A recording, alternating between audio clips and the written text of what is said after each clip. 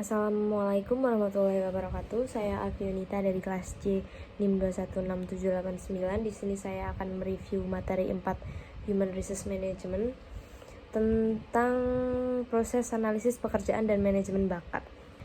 Definisi manajemen bakat yaitu proses berorientasi pada sasaran yang merupakan integrasi dari proses perencanaan, perekrutan, pengembangan, pengelolaan, dan pemberian kompensasi terhadap karyawan.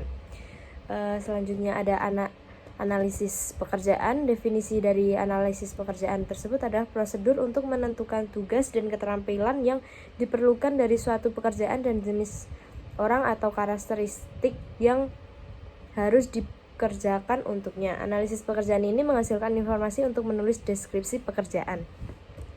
Definisi dari deskripsi pekerjaan adalah daftar yang berisi tugas, tanggung jawab, hubungan pelaporan, kondisi kerja, dan tanggung jawab. Kepenyeliaan dari suatu pekerjaan salah satu hasil dari analisis pekerjaan. Spesifikasi pekerjaan, daftar yang berisi persyaratan manusia. Spesifikasi pekerjaan yaitu daftar yang berisi persyaratan manusia dari suatu pekerjaan, yaitu pendidikan, keterampilan, kepribadian, dan lain sebagainya yang diperlukan serta produk lainnya dari analisis pekerjaan.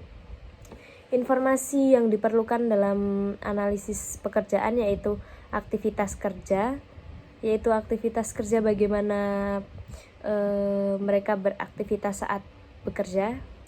Dan yang kedua, perilaku manusia. Perilaku manusia yaitu perilaku manusia atau bisa disebut lebih ke sifat manusia itu sendiri, bagaimana ada mesin, alat, perlengkapan, dan bantuan kerja yang disediakan oleh perusahaan atau kantor, standar kerja yang dimiliki oleh perusahaan, konteks pekerjaan, apa yang harus dilakukan seseorang dalam bekerja di situ, dan persyaratan manusia tadi, ada keterampilan, kepribadian, pendidikan, dan lain sebagainya. Kegunaan informasi analisis pekerjaan yaitu untuk perekrutan dan seleksi untuk tahap masuk ke dalam perusahaan tersebut. Yang kedua ada pemenuhan EEO. EEO adalah Equal Employment Opportunity, yaitu mencakup segala kebijakan termasuk pelaksanaannya yang bertujuan untuk penghapusan diskriminasi di dunia kerja.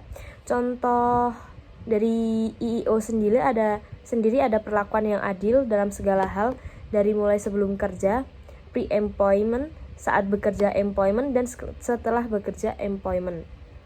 Kedua, berdasarkan kompetensi kinerja, prestasi, misalnya dalam rekrutmen, penempatan, dan promosi jabatan. Jadi bisa diartikan perilaku yang adil ini tidak membeda-bedakan di mana itu ada status, misalnya dari anak pemilik perusahaan yang di training di situ atau hanya anak magang biasa itu. Jadi tidak ada perbedaan, harus sama setara perilaku, dan pemberian tugas kerja itu harus sama. Yang ketiga ada penilaian kerja. Sebelum itu ada penilaian kerja diri selanjutnya. Jika itu persyaratan harus kualifikasi pernah bekerja minimal berapa tahun, itu ada penilaian kerja di sebelumnya terlebih dahulu.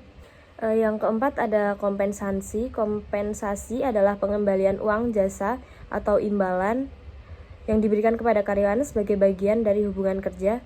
Bentuk kompensasi tersebut bisa berupa atau contohnya bisa gaji, insentif, asuransi, barang atau fasilitas perusahaan tempat kerja karyawan tersebut. Bisa mes atau tunjangan kerja, seperti itu. Yang kelima ada pelatihan. Sebelum memasuki ke dunia kerja biasanya kita itu latih dulu, ada masa training dulu sekitar biasanya 3 bulan ada pelatihan kerja untuk membiasakan diri kita di perusahaan tersebut. Ada pelatihan tersebut agar bisa menyesuaikan lingkungan di sekitar dan beradaptasi dengan pekerjaan apa yang mereka lakukan. Selanjutnya, melakukan analisis pekerjaan. Terdapat 6 langkah dalam melakukan analisis pekerjaan terhadap suatu pekerjaan, yaitu yang pertama ada stage 1, memutuskan bagaimana Anda akan menggunakan informasi tersebut. Yang kedua ada meninjau informasi latar belakang yang relevan seperti bagian organisasi dan bagian proses. Stage 3 ada memilih posisi representatif. Yang keempat, menganalisis pekerjaan secara nyata. Stage 5, memverifikasi informasi analisis pekerjaan dengan supervisor. Stage 6 ada mengembangkan deskripsi pekerjaan dan spesifikasi pekerjaan. Untuk metode pengumpulan informasi analisis pekerjaan yaitu ada wawancara terstruktur dan tidak terstruktur. Jadi sebelum masuk ke dunia kerja, sebelum ada pelatihan IIO dan sebagainya tadi, itu kita diwawancara atau diwawancara sebagai kelayakan apakah kita memenuhi syarat atau tidak. Yang kedua ada mengisi kuesioner. Kuesioner itu isian yang diberikan dari perusahaan tersebut. Yang selanjutnya ada catatan harian atau log peserta. Selanjutnya ada teknik analisis pekerjaan kuantitatif atau kuesioner analisis posisi dan prosedur Departemen Tenaga Kerja. Yang selanjutnya ada menulis deskripsi pekerjaan, setidaknya mencakup beberapa hal di antara lain. Yang pertama, identifikasi pekerjaan seperti tadi yang saya bicarakan. Identifikasi dulu, kan tadi ada trainee 3 bulan kan, pelatihan itu minimal 3 bulan kan. Identifikasi pekerjaan karyawan tersebut. Selanjutnya rangkum pekerjaan mereka selama 3 bulan itu layak atau tidak. Selanjutnya tanggung jawab dan tugas. Tanggung jawab dan tugas itu bagaimana calon karyawan tersebut di trainee 3 bulan itu dapat memenuhi tanggung jawab mereka dan tugas mereka itu terpenuhi atau tidak. Yang keempat ada otoritas pemegang jabatan, yaitu otoritas pemegang jabatan itu bagaimana karyawan tersebut diberi kepercayaan untuk misalnya memegang jabatan, tapi biasanya kalau baru awal-awal itu belum dikasih jabatan, cuman dikasih kepercayaan untuk bisa membuat keputusan, mengeluarkan pemerintah dan mengalokasikan sumber daya yang ada di situ. Seperti itu. Selanjutnya ada standar kinerja. Jadi kinerja kita itu dinilai bagaimana masuk kriteria atau masuk standar dari perusahaan tersebut atau tidak. Terus kondisi kerja.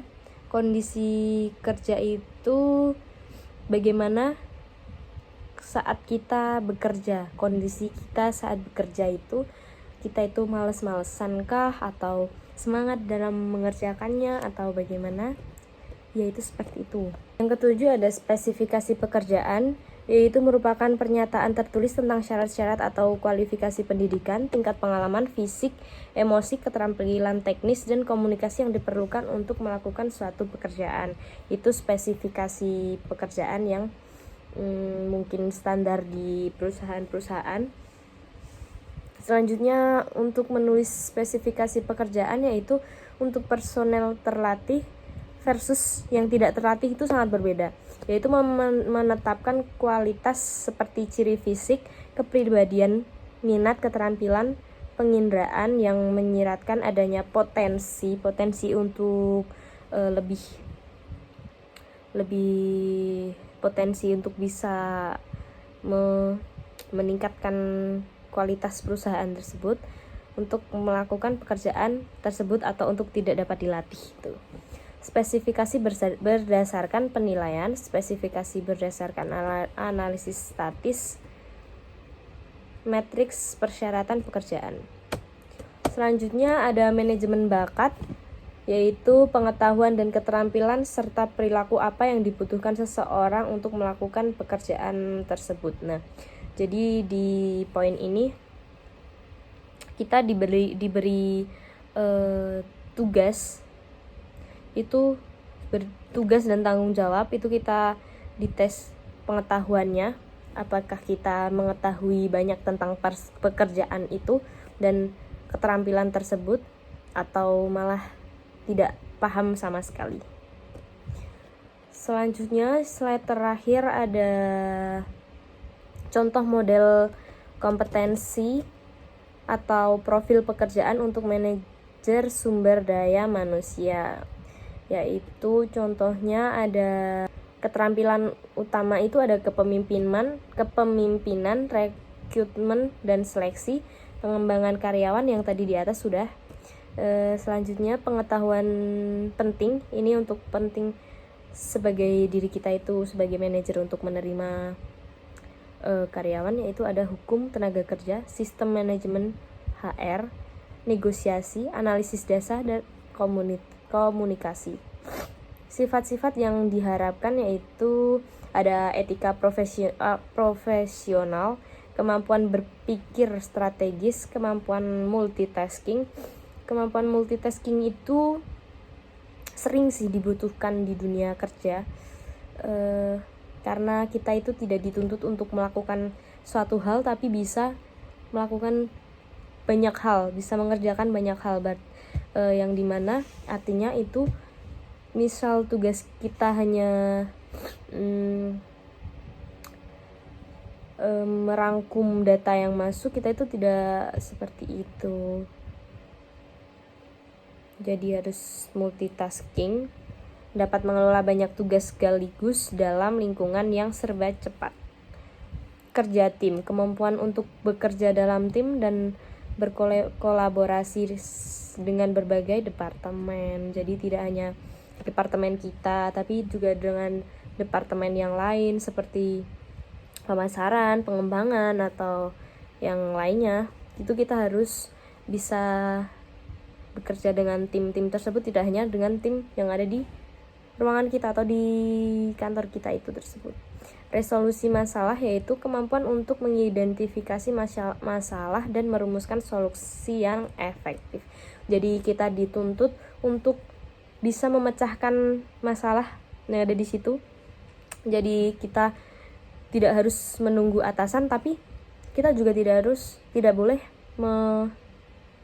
mendahului atasan. Jadi identifikasi masalah tersebut, bagaimana baiknya, lalu komunikasikan kepada atasan, terus dicari jalan keluarnya. Begitu. Sekian review materi Human Resource Management tentang analisis tenaga kerja dan manajemen bakat. Sekian dan terima kasih. Wassalamualaikum warahmatullahi wabarakatuh.